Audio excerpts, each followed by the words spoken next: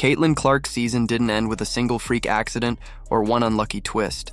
It ended with a slow, brutal unraveling that everyone saw coming but nobody in power stopped. What began as a rookie campaign that was supposed to cement her as the face of the WNBA transformed into a cautionary tale of jealousy, targeting, and neglect. And at the center of it all was Angel Reese, the rival who made herself famous not by elevating the game, but by making Clark's life on the court a living nightmare. From the moment she arrived, Clark was treated differently. Every cut to the basket, every attempt to run off a screen, she absorbed arms, shoulders, and bodies thrown her way. Fans watched it week after week. Clark shoved before she even touched the ball, grabbed as she turned the corner, hammered when she curled for a jumper. And while referees swallowed whistles, Reese turned those moments into theater, celebrating like it was proof she belonged, as if bullying Clark were a badge of honor instead of a stain on the league. The toll was obvious. First it was a quad strain in May, then groin problems by June, then another setback in July. By August, a bone bruise confirmed what fans feared. Clark wasn't just hurting, she was breaking down piece by piece. It didn't take a medical degree to see why. No player in the league absorbed more flagrant fouls. No player was more blatantly targeted. And when the cameras caught Reese laughing after yet another hard hit, it summed up exactly what had gone wrong. The WNBA had built its future on Clark's shoulders, but it left her exposed, battered by jealousy, and eventually sidelined. That collapse isn't just about one player missing time. It's about what happens when a league refuses to protect its biggest star. Clark was the reason networks paid millions for broadcasting rights, the reason arenas from New York to Dallas were selling out, the reason jerseys vanished from shelves within days. Yet instead of protecting her like a franchise quarterback or a generational talent, she was left to fend for herself in a league more interested in drama than competition. The result? Empty seats, crashing ratings, and a fan base that feels betrayed. The numbers tell the story. Tickets that once sold for $200 during Clark's run dropped to $60 overnight after her season-ending announcement. All-Star Weekend, meant to be her crown jewel showcase in Indiana, collapsed into a hollow shell with resale markets flooded by desperate fans trying to unload seats they'd circled for months. And television? Broadcasters admitted flat out that without Clark, they weren't covering the league. When Colin Cowherd goes on air and says he didn't talk about the WNBA because Clark wasn't playing, it's brutal honesty the league didn't want to face but could no longer deny.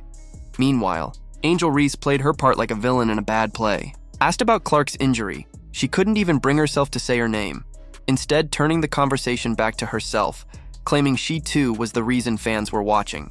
But the truth was undeniable. Those packed arenas in Chicago, those primetime slots, those record-breaking numbers, they weren't because of Reese. They were because of Caitlin Clark.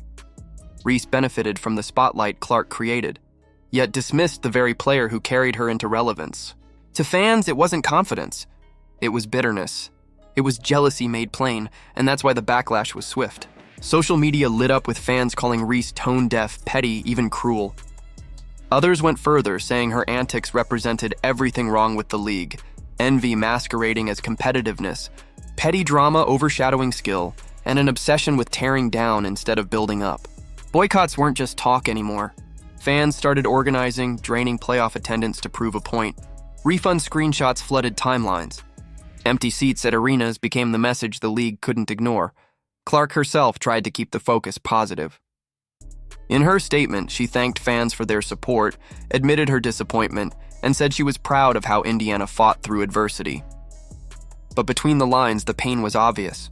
She had been paraded out as the centerpiece of every event, every media push, even when her body screamed for rest. Day-to-day injury labels became a cruel joke. Precautionary became a word without meaning. And as she fought through groin tears, bone bruises, and fatigue, the league cashed in until there was nothing left to give. The fallout is bigger than one lost season. It's a question of trust. How do fans believe in a league that refuses to protect the very players driving its growth? How do parents encourage their daughters to dream of the WNBA when its brightest star was battered into silence while rivals gloated? The WNBA spent years begging to be taken seriously, but when the moment finally arrived, it let playground jealousy dictate the storyline. The end result isn't just Clark on the sidelines. It's the credibility of the league itself fractured alongside her season. Now, the Fever still fight. Kelsey Mitchell has taken on scoring loads, Aaliyah Boston has grown into a leader, and Lexi Hull embodies the grit of a team that refuses to fold. But make no mistake, the WNBA's surge in relevance wasn't powered by committee. It was powered by Clark, and the league's failure to shield her, to give her the same respect men's leagues give their superstars, is why boycotts, empty arenas, and plunging ticket prices are now the story. Angel Reese thought she could ride the storm, step into the spotlight, and claim she was the reason fans tuned in. But what she exposed instead was how little weight her name carries without Clark to draw the crowds. And now, with the playoffs looming, the WNBA faces the harsh reality it tried to ignore. Without Caitlin Clark, the momentum isn't just stalled, it's gone. Do you think the WNBA is to blame for this collapse? Is Angel Reese's jealousy the reason fans have turned away? Drop your thoughts in the comments, show your support for Caitlin Clark, and make sure to like, subscribe, and turn on notifications so you never miss the truth behind the headlines.